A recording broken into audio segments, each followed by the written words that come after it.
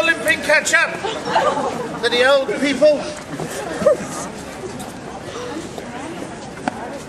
It is an amazing fact that the elderly just don't realise how little time they may have left. This could be your last holiday, so make the most of it. Let's go. Cram it all in before you die. Right, push in, close. I don't want to go through this conversation at every block. You move quick, you get close. Closer. Right. As we came through, someone asked me if I'd shaved this morning. The answer is yes. Although it appears that I haven't, I am between beards. Right? Between beards. I had a beard, I shaved it off, I'm growing another.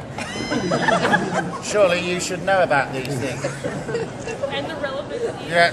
No. I've just been accused of being scruffy, and I'm not. That's it. Yeah. So there we are.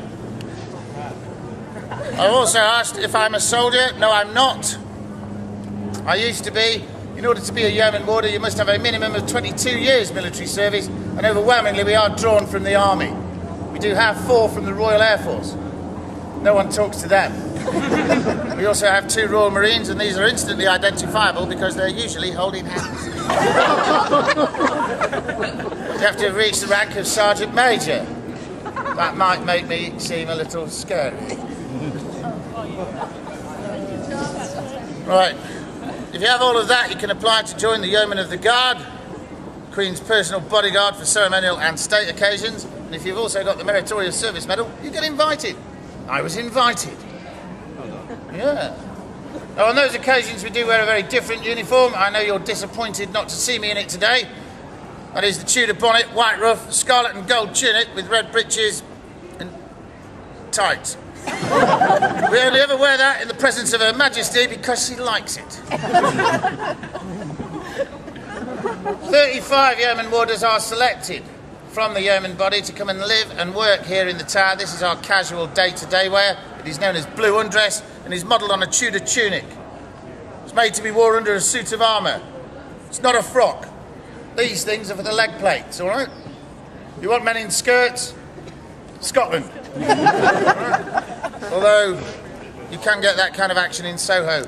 And I'm sure the Royal Marines will be happy to tell you where. Yeah. Right. Now that I've got your questions out of the way, we can carry on talking about what we're supposed to. You're now standing in a killing ground. Yeah, sadly no longer operational. As an attacking army, you'd have lost dozens, possibly hundreds of men trying to get through that festering bog of a moat, wrestling with the polar bears and trying to climb the walls. And all the time you're doing that, there are people trying to kill you. It is unlikely that you would have got this far, but if you did, unlucky. You might not have noticed this yet, but behind you there is another wall. The inner defensive wall dates from the 1220s, has 13 defensive towers and a 50-foot curtain. It was only one way through, that archway. And as you can see, it is defended by a 2.5-ton oak and steel portcullis. And beyond it, those gates weigh a further 3 tons. 5.5 tons of oak and steel that you're going to have to hack through with your poxy little swords and axes, and that will take time. Time is a luxury you rarely have in battle, and the defenders will now be hurling vicious verbal abuse at you. Not to mention stones, arrows, buckets of boiling tar, cows, sheep, salad, unwanted children. Everything would have been thrown at you. It's not a healthy place to stand. In fact, you couldn't stand here. Up until the year 1275, this was the River Thames. You'd be drowning now. The lower left of the archway, you'll see there's a mooring loop for a boat that hasn't been used in 700 years, but bizarrely gets painted every 10. When the outer wall was built, it was a tremendous feat of military engineering. Yay! Military engineering. Yay! The river had to be pushed back. This roadway was raised about 6.5 metres, 20 feet to the height you're on today. This became the river entrance. Now this is the world infamous Traitor's Gate, which is not its original name. Originally, and obviously, it was known as the Watergate, for the simple reason that boats and barges would come in here and deliver stores and provisions. Because of that, it quickly became known as the Trader's Gate, like the tradesman's entrance, yeah? But in the 16th century, there was something of a human traffic, and that was largely one way. A lot of these people were prisoners, many accused of treason, and the watermen slid the name to Traitors' Gate. Now, I will point out that the tower was not built as a prison, it was built as a palace and fortress and designed to keep people out. It was used to keep people in, and we have some famous traitors come through here. You might well have heard of some of them: Queen Anne Boleyn, Henry VIII's second wife, Queen Catherine Howard, Henry VIII's fifth wife, and these are Tudors. Tudors bore me stiff. I don't like talking about them, but I've got to, so I'll talk about those two floozies later when I show you where they were killed and where they lie to this day. Mel Gibson. Mel Gibson should have been brought through these gates and given a really hefty slap. Ever since the colossally inaccurate comedy film Braveheart, not a day goes by without some demented Scot, and I'm not saying you're all demented, it's just the ones I meet, demanding to know, where did you keep William Wallace? He was my father. Check out my blue face. Family resemblance. And that's just the women. The men are much more vocal. It is true that in the winter of 1299, Sir William Wallace did pass through these gates, but you have already spent longer in the tower than Sir William Wallace ever did. Sir William Wallace was knighted by the Scottish court. And something you might not know about the English, but I can tell you with great authority as an Irishman, is that the English are a bunch of snobs. They don't recognise any court but their own. They didn't recognise Sir William Wallace's title. They classed him a commoner. Commoners weren't held here, and nor were they beheaded for treason.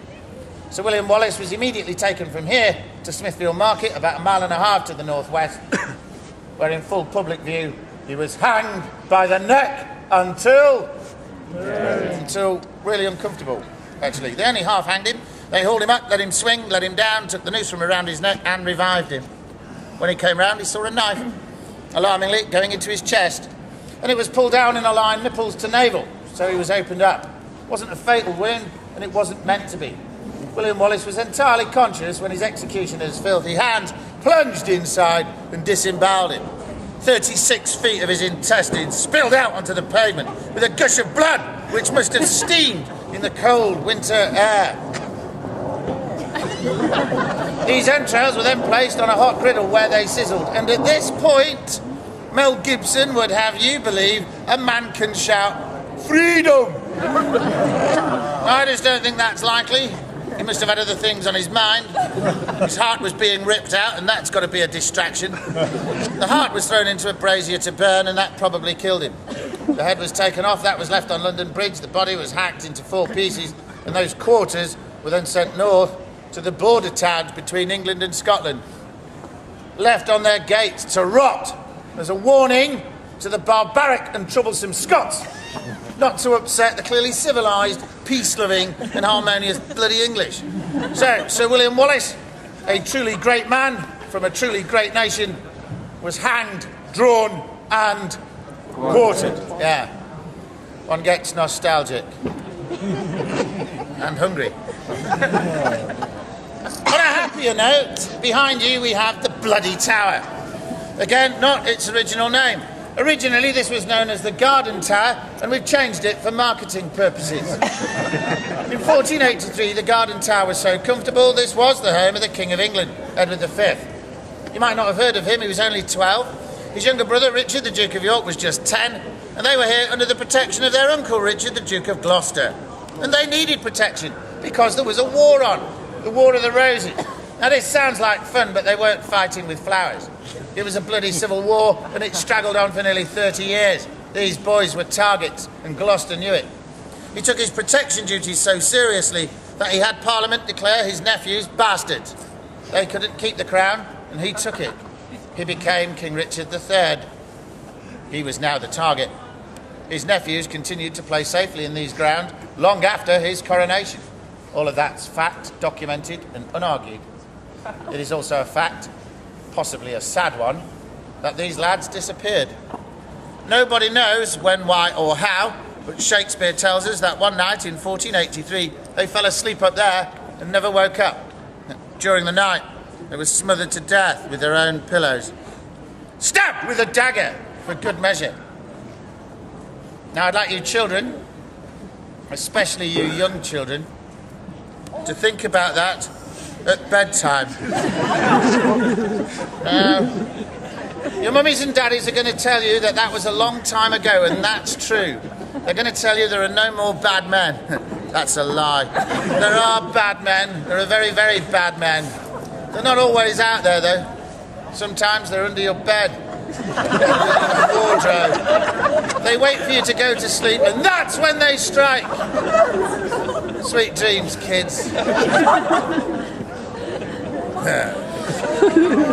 Really don't like children. Their disappearance was a mystery for nearly 200 years. In 1674, workmen on the south side of the White Tower removed a stone stairwell. Under that stairwell there was a box, and inside this box were the dusty remains of 2 children. The experts at the time declared them to be the bones of the princes, and Charles II commanded that they should be laid to rest in Westminster Abbey, in Innocents' Corner, which he'd named in their honour. Who killed him? Don't know.